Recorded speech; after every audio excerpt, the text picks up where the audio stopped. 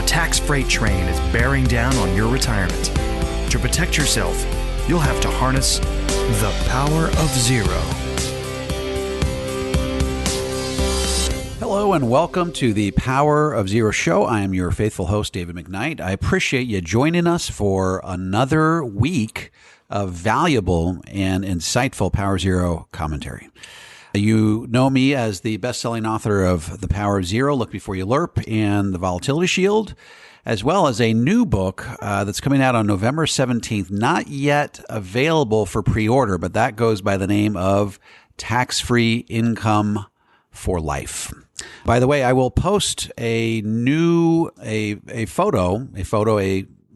representation of the book's cover in the show notes. So be sure to catch that. I'm very, very happy with how the book cover turned out. It is imbued with all sorts of hidden meaning and symbolism. So be sure to catch that.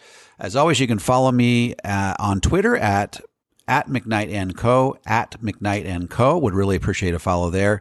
If you're looking for a certified Power of Zero advisor to help you navigate all of the pitfalls that stand between you and the 0% tax bracket, head on over to davidmcknight.com and fill out the intake form. And if you are an advisor and you are looking to learn more about some of our virtual webinars that we are doing to help bring your message to the general public, head on over to powerofzero.com and you can sign up to talk with us to learn more about how to convert your practice to a Power of Zero practice and avail yourselves of some of those virtual webinars.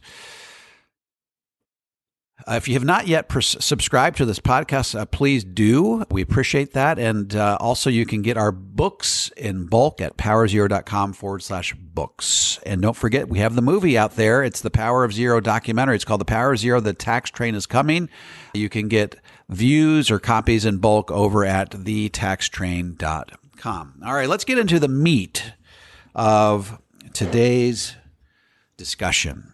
And the title of today's podcast is The Morality of the 0% Tax Bracket, or, in other words, can you be in the 0% tax bracket and still be a good person? Now, I'd like to relay to you an exchange that I had on Facebook this week that inspired this podcast. Well, it inspired in part. This has been an ongoing theme that I have with people who've attended my university workshop classes. It's, can you be in the 0% tax bracket and still be a good citizen, right? So that's something that comes up a lot, but that whole concept was just reprised in my mind after this exchange with someone on Facebook. It went like this. This is word for word how it went. The lady says, my goal has never been to be in a 0% tax bracket. That would be an insult to being a citizen of this country. This guy's, she's talking about me, this guy's only looking out for himself. Does he not use our roads? Does he have grandchildren who go to school?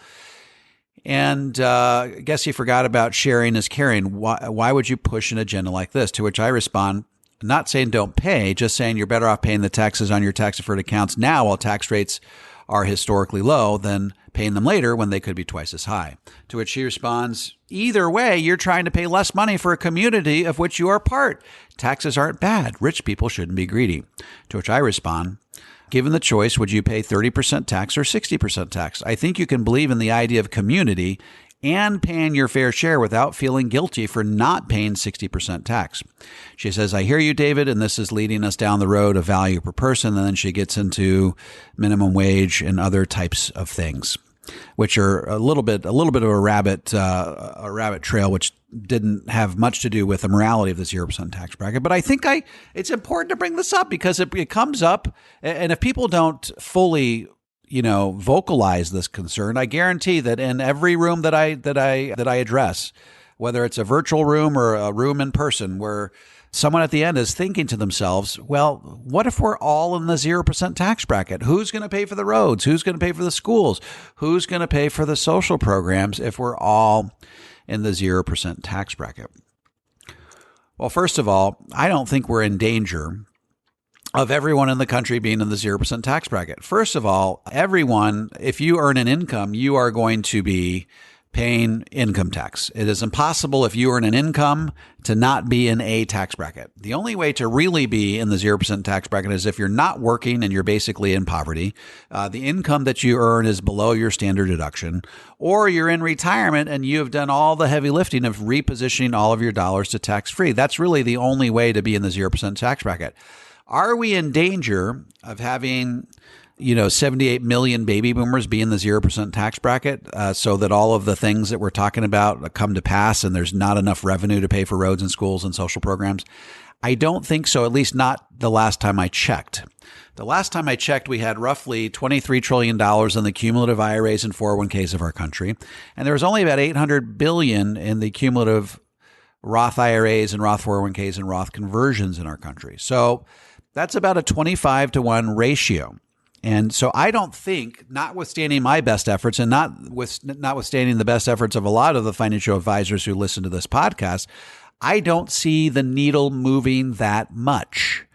Unfortunately, we're doing our best. We're doing a yeoman's effort here to try to get the word out. We've made movies, we've written books, we have podcasts. But the reality is, people that are beyond the scope of our voice are not really hearing the message. And guess what? Even when they do hear the message, they don't always act on it. Let me give you an example. Well, a lot of them act on it, but let me give you an example to sort of flesh this out for you. So as you know, I give about 90 talks, and at least in the pre-COVID-19 world, I gave about 90 talks per year in person, 90 live talks to average attendance between 80 and 100 people. And I always ask, how many of you think that tax rates in the future are going to be higher than they are today? And nearly every hand in the room goes up. And then in the instances where I say, how many of you have the lion's share of your the lion's share of your retirement assets in tax-deferred vehicles like 401ks and IRAs? And guess what? Every hand in the room goes up. So what does that tell you? That tells you that even though people believe that tax rates in the future are likely to be higher than they are today, they're not doing anything about it. They're not conforming their actions to what they actually believe. There's an incongruency between what they believe and what they're actually doing. And of course, my job is to go out there, and your job as well is to go out there and try to create a nexus between what people think and what they do. But that's not exactly what's happening. So I don't think that we're in danger of having everybody be in the 0% tax bracket, because basically everybody believes that tax rates are going up, but they're not taking the proactive efforts to protect themselves against it. So what does that mean?